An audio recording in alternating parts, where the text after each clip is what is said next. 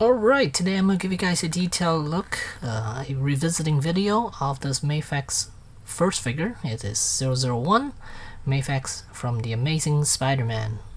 And this is what the packaging looks like. And here's the back of the box, some poses, and yeah, this figure is awesome. With the new movie coming out, I figured I'll do a revisit of this classic figure, which came out quite a long time ago. Doesn't have a year on the box here, I'm not sure, let me see. Oh, right here it says 2013, so I'm assuming this figure came out around that time, 2013. That's quite a long time ago, actually. Here's what the box looks like from the back, and there's no sticker, no authentic sticker on this box here. I don't believe they had that when these figures first came out. So yeah, there's a look at the box from all angles, and yeah, some creases on some scuff marks on the top right there. And here's the bottom of it, super clean on the bottom, and yeah, the seal is still on there on the bottom.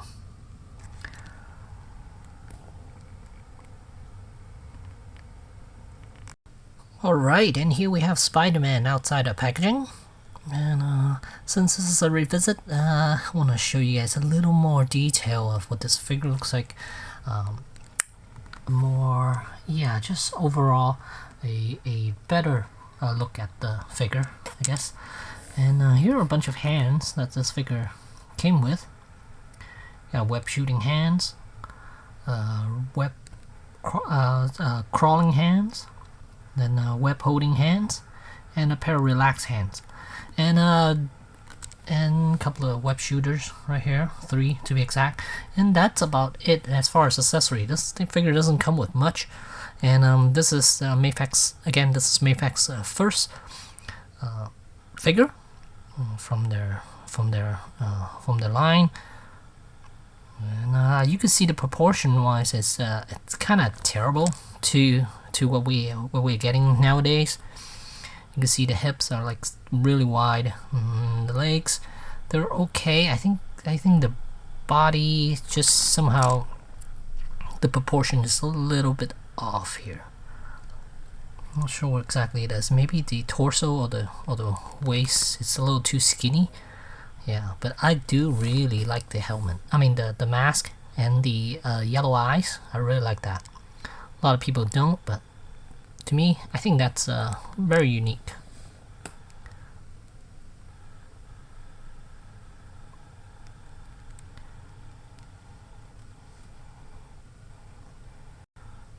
And here's the backside of Spider-Man. And I do really like how the spider, the legs, they run all the way down.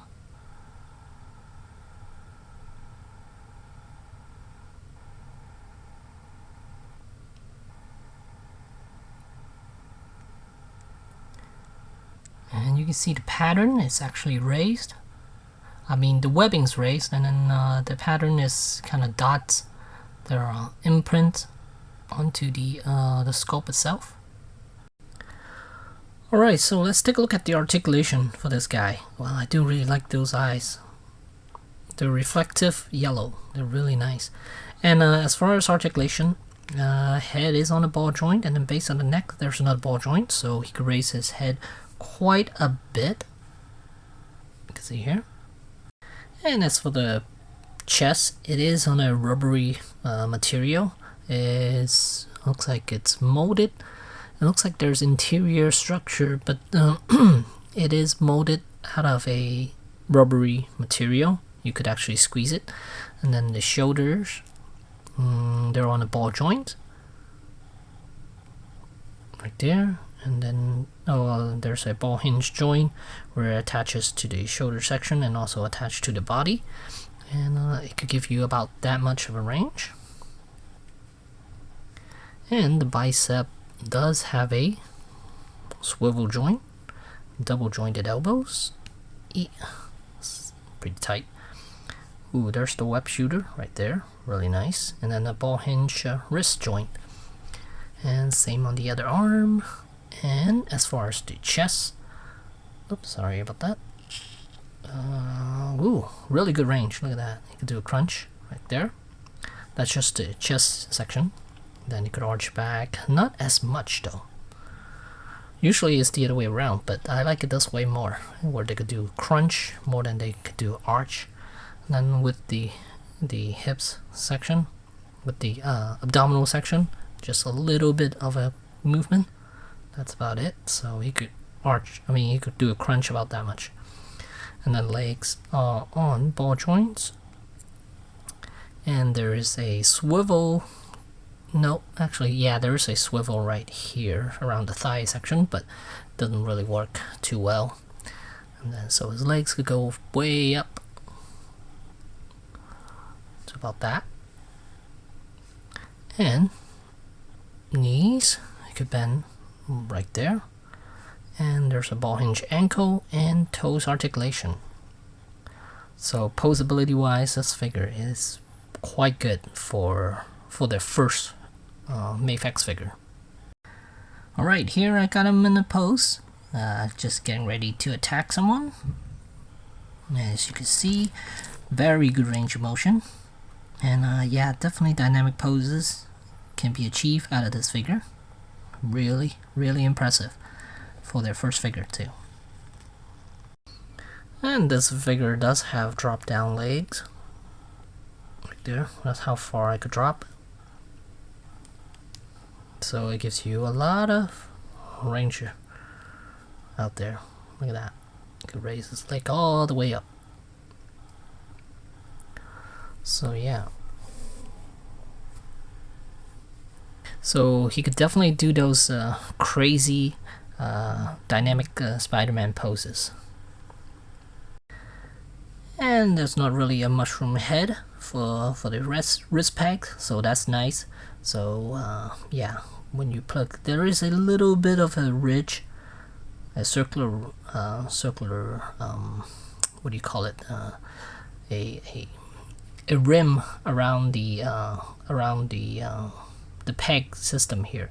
So it does grab onto, it does allow the hand to be attached tightly onto this peg.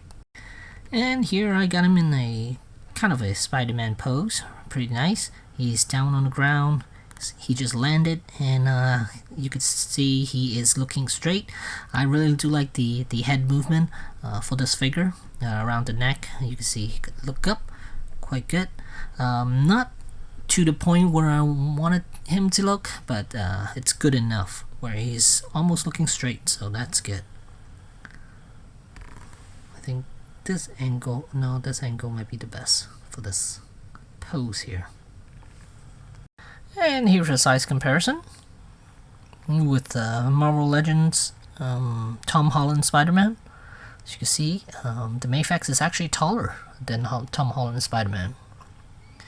So that's cool, I guess. And yeah.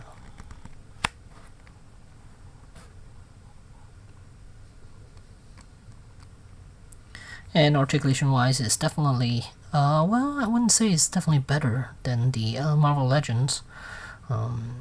It's got yeah, I'm not sure. As far as range of motion, I think dynamic poses, they both can achieve dynamic poses, but as far as the hips is concerned, I think the Mafex is actually better. But the chest wise, range of motion, I think the Legends is better. It also has butterfly joints, which the Mafex does not. Range of motion around the neck is almost identical, I would say, given the fact that the Legends has that hinge joint that moves all the way up. So actually, I think the Legends might have a higher up range of motion than the Mafex. But overall, I think if your Spider-Man is not just looking up, sideways and tilting head here and there, I think the Mafex ones is better. And I'm gonna give you guys one last look before I end this video. And yeah, with the movie coming out, hopefully, well, I know we're definitely not gonna get this suit in the movie, in the new Spider-Man movie, but hopefully we will get all three Spider-Men in the film with Andrew Garfield and Tobey Maguire. But even if Andrew Garfield is in it, he's not going to be wearing this suit. He's going to be wearing the movie 2 suit, which is nice too, but I definitely prefer this one because it's definitely a little more unique. But the second suit does look more like the Ultimate comics. And one last look at the back as well. I do like the paint job on this one quite a bit. It has some weathering on it, so you can see dirt here and there on the suit itself, and everything's sculpted, so I like that quite a bit. Let's get a good look at that head. Really nice. And look at that, all the little honeycomb shaped pattern.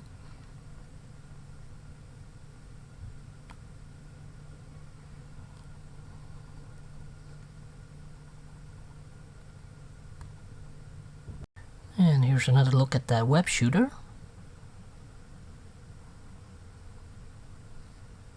And one last look at the head sculpt. Again, love the yellow eyes.